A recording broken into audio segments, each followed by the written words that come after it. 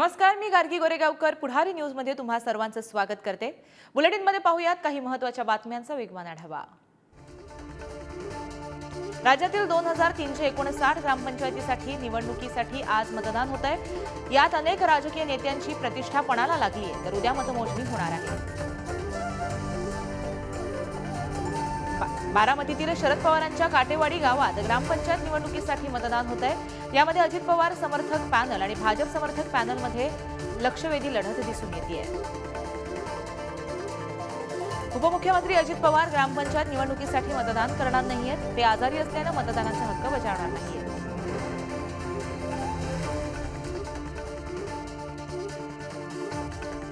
अजित पवार यांच्या मातोश्री आशाताई पवार यांनी काटेवाडीमध्ये मतदानाचा हक्क बजावलाय। यावेळी त्यांच्यासोबत अजित पवारांच्या पत्नी सुनेत्रा पवार यांनीही मतदान केलंय।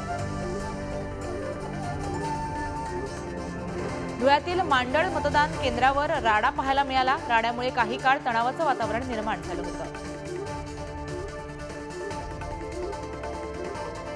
कोल्हापूरच्या चिंचवाड मतदान केंद्रावर राडा झालाय। यावेळी सतेज पाटील आणि महाडिक गटाच्या कार्यकर्त्यांमध्ये जोरदार वाद झाला। बारामतीच्या काटेवाडीत अजित पवार गटानं पैसे वाटल्याचा आरोप भाजपनं केलाय, मात्र अजित पवार गटानं हे आरोप फेटाळून लावले आहेत। नागपूर जिल्ह्यातील 360 ग्रामपंचायतींसाठी आज मतदान होत आहे। यात उपमुख्यमंत्री देवेंद्र फडणवीस, आमदार सुनील केदार यांच्यासह अनिल देशमुखांची प्रतिष्ठा पणाला लागली आहे। जळगावमधील 167 ग्रामपंचायतींसाठी मतदान होत आहे। या निवडणुकीत गुलाबराव पाटील, गिरीश महाजन, अनिल पाटलांची प्रतिष्ठा पणाला लागली आहे। नाशिक जिल्ह्यातील एकूण 48 ग्रामपंचायतींमध्ये सार्वत्रिक निवडणुका होत आहेत, तर उद्या मतमोजणी होणार आहे।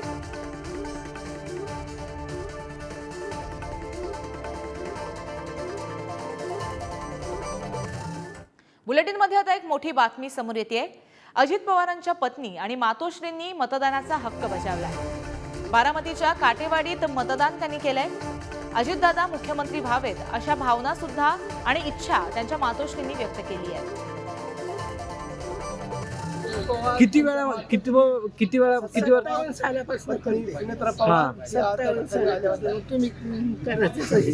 ते प्रतिसाद कसा आहे लोकांचा? कशी काटेवाडी बदलत गेली आजची काटेवाडी? तुम्ही पाहिलेली काटेवाडी त्यावेळेस तुम्ही सुरुवातीला काटेवाडी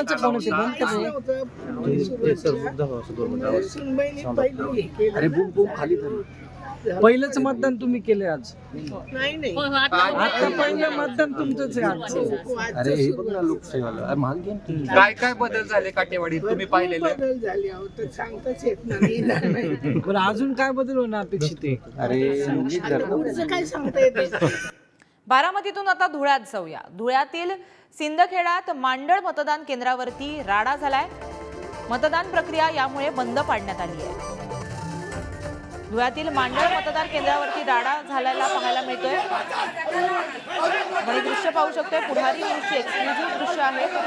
धुळ्यातील मांडळ मतदान केंद्रावरती राडा झालाय। दोन गट समोरासमोर आले, आमने सामने आले आणि त्यांच्यामध्ये हा राडा झालेला समोर आलाय। पुढारी न्यूजची ही एक्सक्लुझिव्ह दृश्य आपण पाहतो। धुळ्यानंतर कोल्हापूरमध्ये सुद्धा असाच काहीसा प्रकार घडलाय। कोल्हापुरातील चिंचवाड या मतदार केंद्रावरती राडा झालाय। सतेज पाटील आणि धनंजय महाडिक यांचे गट आमने सामने आले आणि त्यानंतर हा राडा झाल्याची माहिती समोर येते। कोल्हापुरातील चिंचवाड मतदार केंद्रावरती राडा झालाय। सतेज पाटील आणि धनंजय महाडिक हे गट आमने सामने आले आणि त्यानंतर मोठ्या प्रमाणात राडा झाला। कुठलाही अनुचित प्रकार घडू नये यासाठी पोलीस सुद्धा तिथे सज्ज होते। कोण थांबला चलाय ना?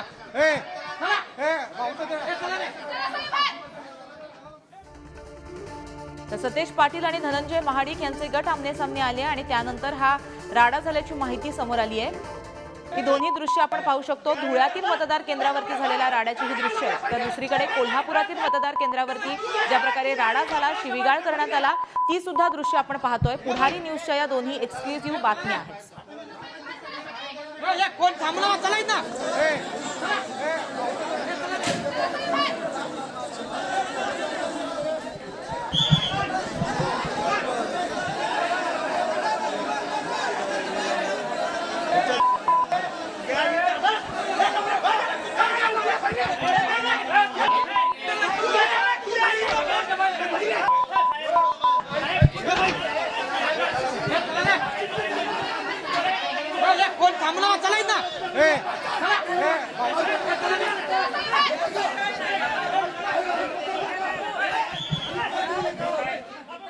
यानंतर पाहूयात उर्वरित बातम्यांचा वेगवान आढावा.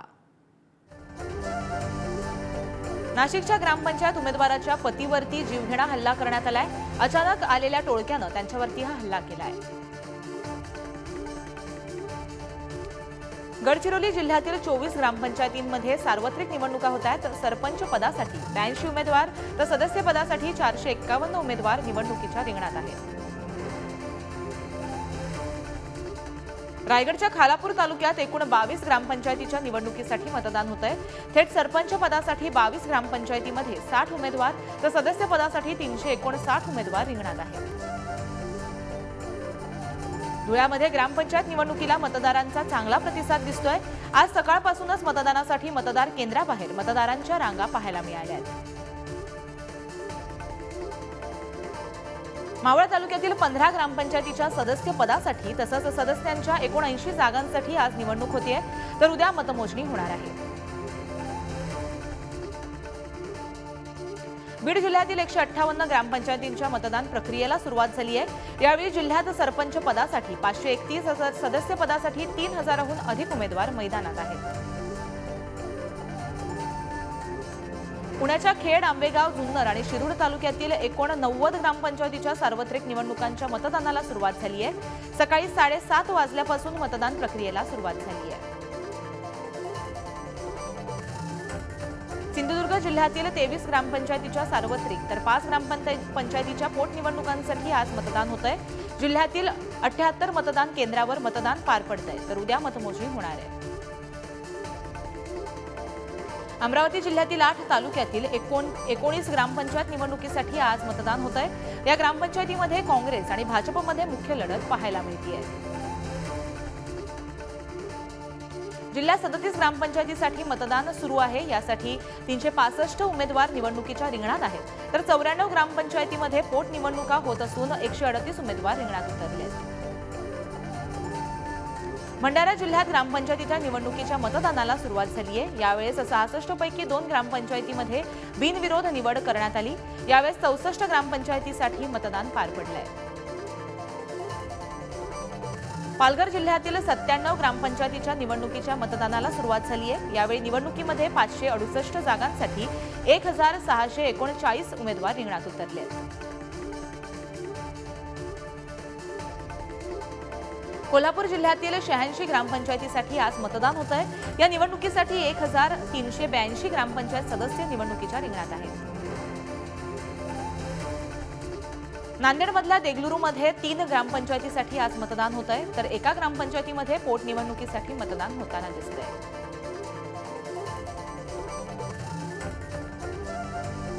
बुलढाणा जिल्ह्यातील 48 ग्रामपंचायतीसाठी आज मतदान होत आहे. 48 ग्रामपंचायतीसाठी 182 मतदान केंद्रावर 97,463 मतदान केंद्राबाहेर मतदार हक्क बजावताना दिसत आहेत.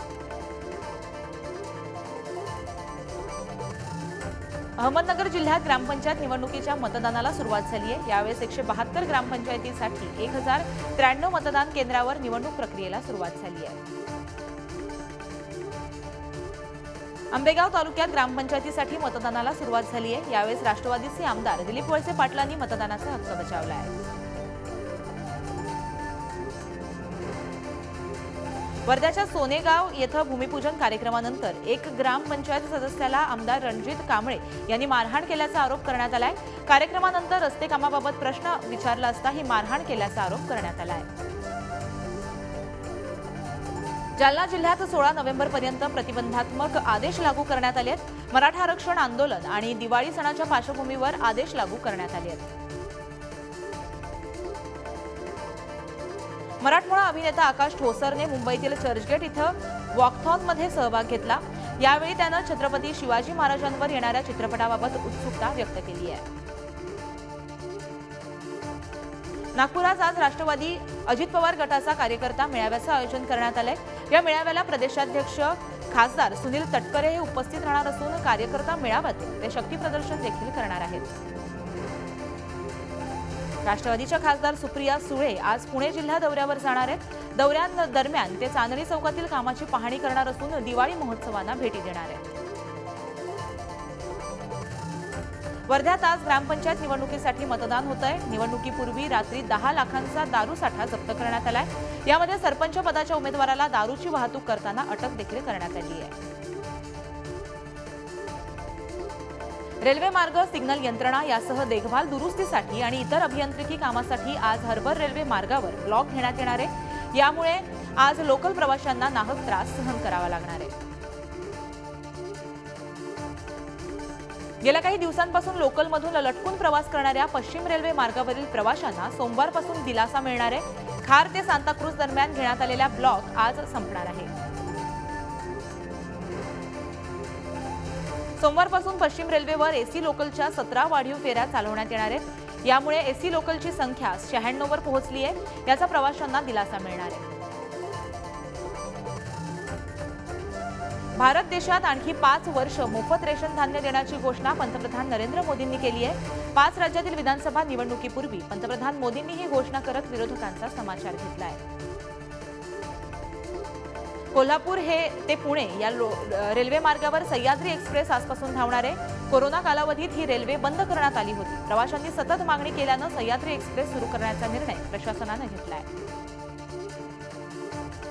मुंबईतील 388 रखडलेल्या म्हाडाच्या इमारतीच्या पुनर्विकासाचा मार्ग आता मोकळा होणार आहे. यासाठी सुधारित शासन निर्णय लागू होणार असल्याची माहिती खासदार राहुल शेवाळ यांनी दिली आहे. मुंबईतील धूळ नियंत्रित करण्यासाठी मुंबई महापालिकेनं 30 धूळ प्रतिबंधक यंत्र खरेदी केली आहे. मात्र यासाठी 3 महिन्यांचा कालावधी लागणार असून 24 मशीन भाडे तत्वावरती घेण्यात आल्या आहेत. नागपूरमधील 150 वर्ष जुना असलेल्या अंबाझरी तलावाच्या बळकटीकरण करण्याचा निर्णय घेण्यात आलाय.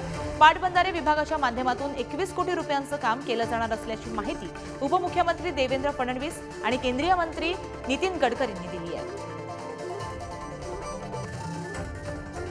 राज्याचे कृषी मंत्री धनंजय मुंडे हे बीड जिल्ह्यातील नुकसानग्रस्त शेतीची पाहणी करणार आहेत. दुपारपासून ते जिल्ह्यातील अनेक भागात झालेल्या नुकसानग्रस्त शेतीच्या बांधावरती जाऊन पाहणी करणार आहेत.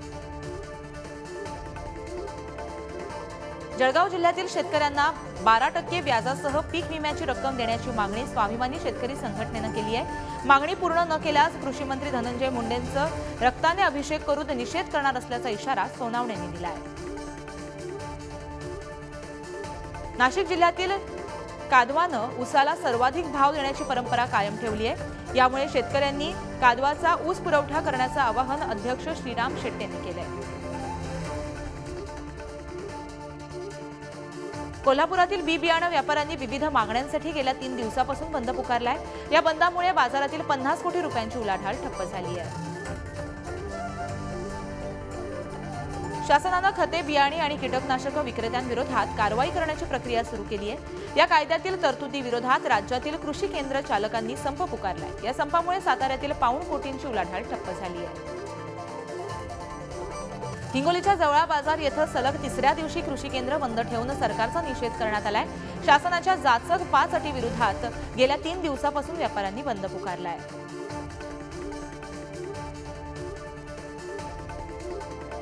राज्यातील 40 तालुक्यांमध्ये दुष्काळ जाहीर करण्यात आलाय. यानंतर आता कमी पावसाच्या तालुक्यांमध्येही दुष्काळ जाहीर करण्यासाठी मदत, पुनर्वसन आणि आपत्ती व्यवस्थापन विभागानं कार्यवाही सुरू केली आहे.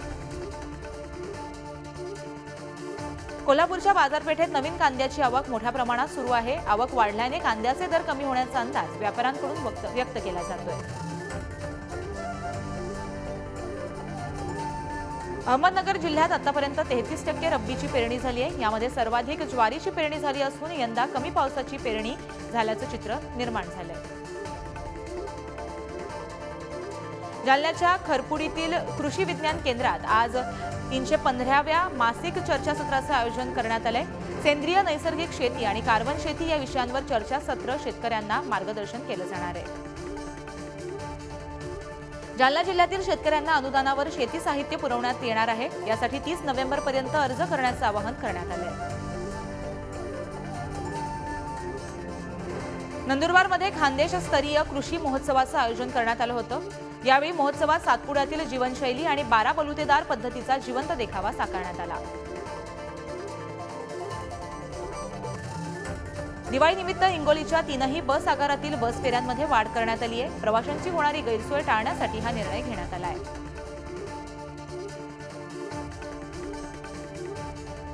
नवी मुंबई महापालिकेनं दिवाळी सानुग्रह अनुदान कर्मचाऱ्यांच्या खात्यामध्ये जमा केलाय। आतापर्यंत 14,67,67,00,000 रुपये दिवाळी अनुदान कर्मचाऱ्यांच्या खात्यात जमा करण्यात आले आहे।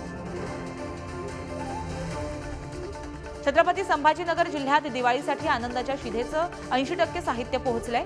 आतापर्यंत लाभार्थ्यांना 10,000 किटचं वाटप करण्यात आल्याची माहिती प्रशासनानं दिली आहे। रायगडच्या रोहा शहरात दिवाळीच्या पार्श्वभूमीवर महिलांसाठी तात्पुरती विक्री केंद्र निर्माण करण्यात आली आहेत। या विक्री केंद्राला अदिती तटकरेंनी भेट दिली आहे, तर जिल्ह्यातील 100हून अधिक बचत गटांनी या उपक्रमामध्ये सहभाग नोंदवला आहे। छत्रपती संभाजीनगर येथील बाबासाहेब आंबेडकर मराठवाडा विद्यापीठातील शैक्षणिक विभागांमध्ये दीपावलीची सुट्टी जाहीर झाली आहे। येत्या 8 तारखेपासून ते 22 नोव्हेंबरपर्यंत सुट्ट्या असल्याची माहिती उपकुलसचिव गणेश मंझानी दिली आहे। उल्हासनगरमधील BBRT शाळेत दिवाळीचं साहित्याचं प्रदर्शन भरवण्यात आलंय। या प्रदर्शनातून मिळणारा पैसा अनाथ आश्रमाला देणार असल्याचं शाळा प्रशासनानं जाहीर केलंय। राज्यातील सरकारी शाळांचा खासगीकरणाचा कोणताही निर्णय झाला नसल्याचं वक्तव्य शालेय शिक्षण मंत्री दीपक केसरकरांनी केलंय, तर खोट्या अफवा पसरवणाऱ्यांवर कारवाई करण्याचा इशाराही केसरकरांनी दिला आहे। पुण्याच्या फुलगावमध्ये यंदा महाराष्ट्र केसरीचा फड रंगलाय। येत्या 7 नोव्हेंबरपासून महाराष्ट्र केसरी स्पर्धेला सुरुवात होणार असून विजेत्यांवर ट्रॅक्टरसह मोठ्या बक्षिसांचा वर्षाव सुद्धा होणार आहे। जळगाव जिल्हाधिकारी कार्यालयासमोर कोळी समाजाचं सुरू असलेलं अन्नत्याग आंदोलन अखेर 26 दिवसांनंतर मागे घेण्यात आलंय। आदिवासी कोळी समाजाला सरसकट अनुसूचित जातीचं प्रमाणपत्र देण्यासाठी हे आंदोलन सुरू आहे।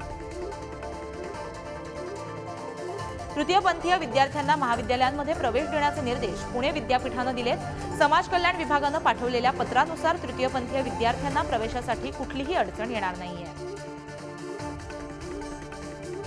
कोल्हापूर जिल्ह्याच्या पर्यटन विकासासाठी हवा तेवढा निधी देणार असल्याची ग्वाही केंद्रीय पर्यटन मंत्री श्रीपाद नाईक यांनी दिली आहे। पर्यटनाच्या विकासासाठी तातडीनं प्रस्ताव दाखल करण्याच्या सूचना सुद्धा त्यांनी जारी केल्या आहेत। नवी मुंबईच्या बेलापूरमध्ये आमदार मंदाताई म्हात्रेंच्या निधीतून भव्य आदिवासी भवन बांधण्यात आलंय। या भवनाचं मनपा आयुक्त राजेश नार्वेकरांच्या हस्ते उद्घाटन करण्यात आलंय। पुण्याच्या इंदापुरात गौतमी पाटीलच्या कार्यक्रमाकडे तिच्या चाहत्यांनीच पाठ फिरवल्याचा प्रकार उघडकीस आलाय। त्यामुळे केवळ 2 गाण्यांचं सादरीकरण करत तिने कार्यक्रम संपवल्याची माहिती दिली आहे। ऐन दिवाळीच्या कालावधीत एसटी महामंडळानं 10% भाडेवाढ केली आहे। त्यामुळे दिवाळीत सर्वसामान्यांचा एसटी प्रवास महागलाय। ही भाडेवाढ 7 नोव्हेंबरच्या मध्यरात्रीपासून ते 27 नोव्हेंबर दरम्यान लागू राहणार आहे। प्रधानमंत्री ई-बस सेवा योजनेच्या पहिल्या यादीत सांगली महानगरपालिकेचा समावेश करण्यात आलेला नाहीये। त्यामुळे उलटसुलट चर्चांना उधाण आलंय, तर सांगलीचा समावेश दुसऱ्या टप्प्यात होणार असल्याची माहिती उपायुक्त साबळेंनी दिली आहे। समन्यायी पाणी वाटपाच्या धोरणानुसार मुळा आणि नाशिकच्या धरणातून जायकवाडीला पाणी देण्याचा निर्णय झालाय। मात्र या निर्णयाला विरोध केला जाणार असल्याचा इशारा माजी आमदार शंकरराव गडाख यांनी दिला आहे। नाशिकच्या औद्योगिक वसाहतीत गेल्या 4 वर्षात 1,138 कोटी रुपयांची गुंतवणूक करण्यात आली आहे। यामधून 4,000पेक्षा जास्त रोजगार निर्मिती करण्यात आल्याची माहिती समोर आली आहे। विक्रोळी पूर्व टागोर भागातील एका इमारतीला भीषण आग लागल्याची घटना घडली आहे। इमारतीचं काम सुरू असताना अचानक आग लागल्यानं आतमध्ये काही लोक अडकल्याची भीती व्यक्त केली जाते। घटनास्थळी अग्निशमन दलाचे जवान दाखल झाले होते। कोल्हापूर शहरातील नागाळा पार्कमधील एकाला झिका विषाणूची लागण झाली आहे। यामुळे महापालिकेची आरोग्य यंत्रणा खळबळून जागी झाली आहे। त्याचबरोबर फवारणीला सुद्धा सुरुवात केली आहे। पिंपरी चिंचवड शहरातील फुटपाथवर अनधिकृतरित्या फटाका स्टॉल उभारण्यात आलाय। या अनधिकृत फटाका स्टॉलवर पिंपरी चिंचवड महापालिकेनं अतिक्रमण विभागानं ही कारवाई केली आहे। सांगलीच्या शिराळा तालुक्यातील चरण येथे चांदोली शेगडेवाडी मुख्य रस्त्यावर अचानक भला मोठा अजगर आढळलाय। त्यामुळे प्रवाशांची मोठी तारांबळ उडाली आहे। शिवाजी विद्यापीठाच्या हिवाळी सत्रातील परीक्षा 3,849 विद्यार्थी या परीक्षेला बसले होते। यापैकी 357 विद्यार्थी अनुपस्थित राहिल्याची माहिती विद्यापीठ प्रशासनानं दिली आहे।